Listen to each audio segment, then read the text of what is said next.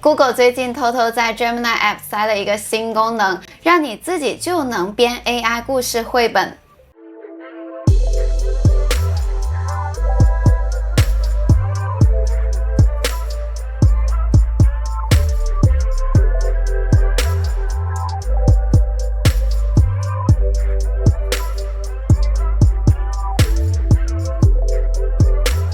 In a shiny metal world, full of towering silver spires and whizzing sky cars, lived a robot named...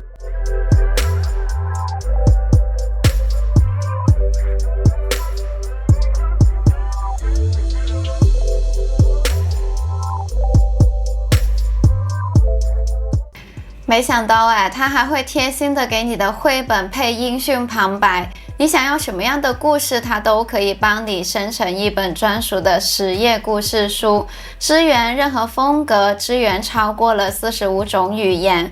我第一时间就会想，这真的能用吗？还是只是会画出一堆诡异的东西来？所以我决定呢，直接就来一个地狱级的测试。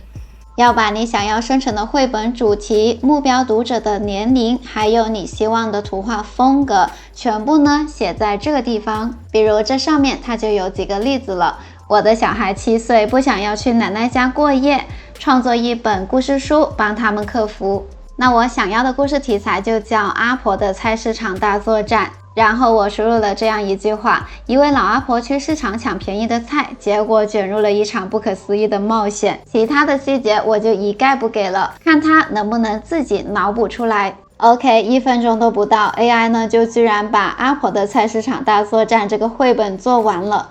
封面上一位阿婆背着一个包，然后呢在菜市场里面，她的眼睛也非常有灵性，她瞅着这些菜。来看看后面发生了什么事情。左边是插画，右边就是我的故事内容。这个绘本呢一共有10页。这位阿婆呢就穿梭在市场里面的人群中，仔细地比较着每一摊的价格和品质。除了插画文本，它还可以有音讯，你点开就能播放了。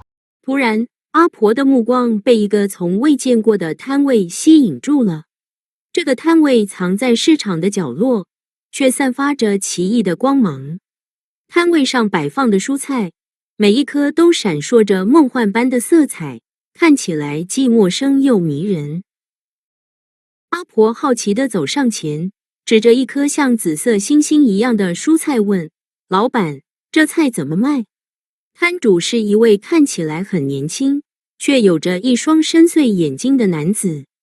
他微笑着说：“阿婆，这可不是普通的菜，它会带给你意想不到的惊喜哦。”阿婆虽然半信半疑，但还是买下了这颗奇特的星光菜。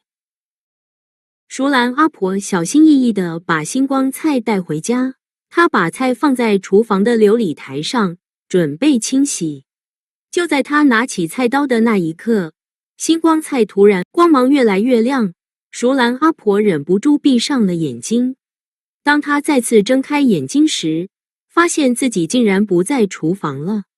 她站在一个由巨大蔬菜组成的奇幻世界里，周围是高耸的萝卜树、花椰菜。这时，一群小小的透明的菜精灵从花椰菜森林里飞了出来。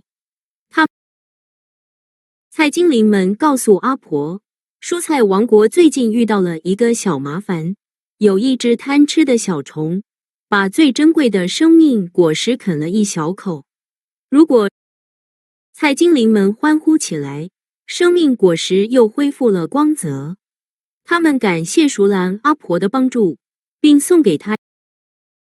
熟兰阿婆看着手中的迷你星光菜，知道这不是一场梦。从此以后，她每次去市场，不再只是为了寻找便宜，而是用心感受每一颗蔬菜的生命力。它的内容上呢，虽然有点扯，但是整个绘本的插画我非常满意。不得不讲，它的文案也蛮有创意的。当然，你也可以在这里告诉他你想要什么样的故事，或者故事书里面的哪些细节你想要改。我想再生成一个更狠一点的主题，再点一下这里的故事书。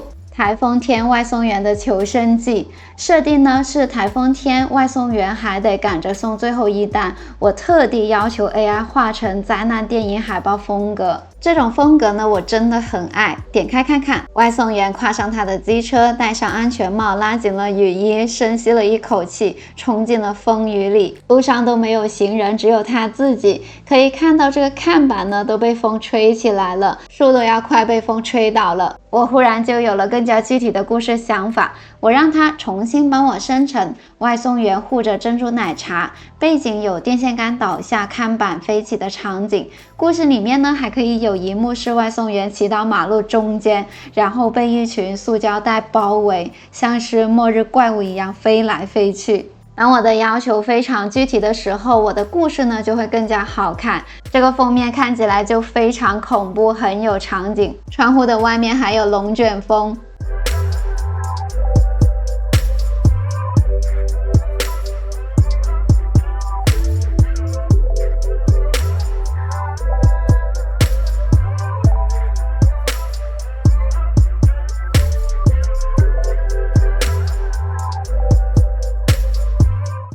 说真的，这个功能完全可以做一本香港巴士站灵异事件簿，或者台北捷运遗失物奇谈。想象一下 AI 帮你画出深夜空荡的月台，座椅上放着一顶没主人的安全帽，背景呢还有诡异的广播声，光想想就会吓死。这个功能呢真的很有潜力，从童话故事书到职场8点档，它几乎什么题材都敢接，重点是画风还能保持超一致，对喜欢恶搞或者创作的人来说，真的你会玩上瘾。老婆饼，老婆饼，又香又甜的老婆饼。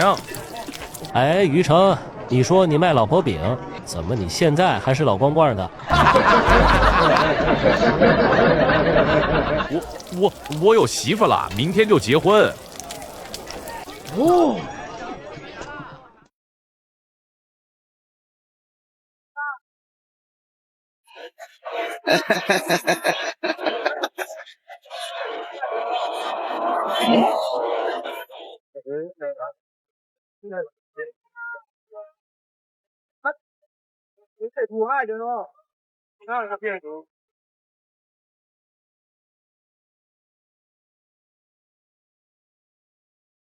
要不是他们一天天的笑我，我怎么会出此下策？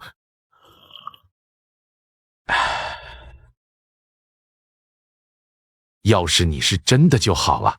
嘿，别说，还真有点漂亮。